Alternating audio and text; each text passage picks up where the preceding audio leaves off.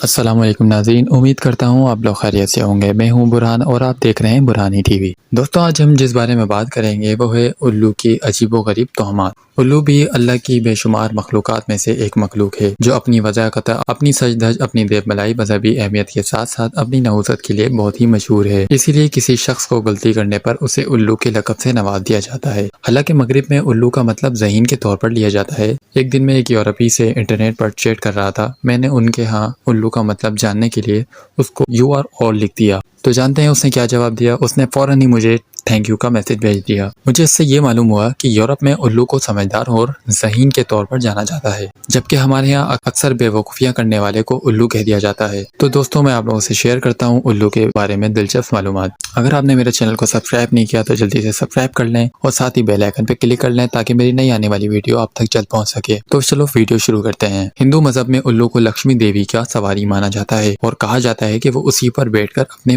مکتوں کے یہاں جاتی ہے۔ برطانیہ کے کچھ حصوں کے لوگ الو کے بولنے یا اس کے رونے کی آواز کو منحوس سمجھتے ہیں۔ جنوبی افریقہ میں الو کی آواز کو موت کی علامت سمجھا جاتا ہے، جبکہ کینیڈا میں 3 رات لگاتار الو کے بولنے پر خاندان میں کسی کی موت یقینی سمجھی جاتی ہے۔ اور جہاں تک رہی امریکہ کی بات، امریکہ کے جنوبی اور مغربی دونوں حصوں میں الو کا دیکھا جانا منحوس سمجھا جاتا ہے، اور چین میں الو دکھائی دینے پر پڑوسی کی موت کی علامت سمجھی جاتی ہے، جبکہ ایران میں الو کی اچھی آواز کو خوشی کی علامت مانتے ہیں، رونے جیسی آواز کو بری علامت مانی جاتی ہے۔ ترکی میں بھی الو کی آواز کو تو منحوس ہی سمجھا جاتا ہے، لیکن سفید الو کو سعاد مانا جاتا ہے۔ ہندوستان میں گھروں پر الو کا بیٹھ کر بولنا اچھا شگون نہیں مانا جاتا، لیکن دیوالی میں گھروں میں خوشحالی لانے کے لیے جادو منتر کرنے، صحت یابی کے لیے الوؤں کی بلی چڑھائی جاتی ہے۔ اخباروں میں اس طرح کی خبریں بھی پڑھنے میں آتی ہیں کہ گزشتہ دیوالی کے موقع پر ایک الو 30 لاکھ کا بکا۔ دوستوں، آپ سوچ رہے ہوں گے کہ عقل کے اندھوں سے کوئی کیا کہے کہ تم نے 30 لاکھ روپے غربا پر خرچ کرتے تو وہ سال بھر تمہاری بھلائی کے لیے دعا کرتا اور ان کی دعا سے تمہارے دکھ درد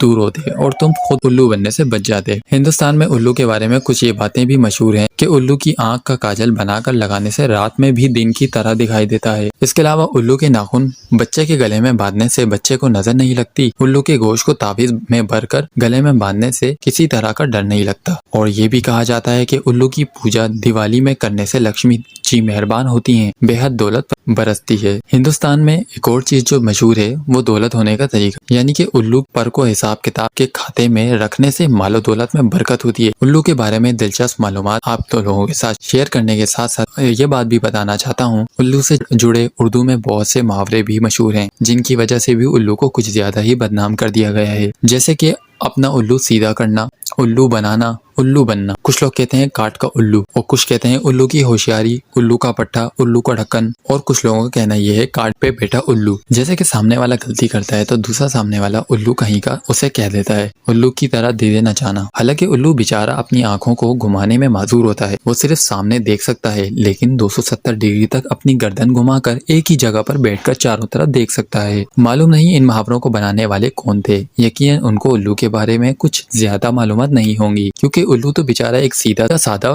سا پرندہ ہے۔ شاید اس کے عجیب الخلقت ہونے کی وجہ سے اس کے بارے میں عجیب و غریب توہمات مشہور ہو گئی ہوں گی۔ اگر میری ویڈیو پسند آئی ہو تو ایک لائک ضرور کر دیے گا۔ ملتے ہیں نیکسٹ ویڈیو میں، جب تک کے لیے اللہ حافظ۔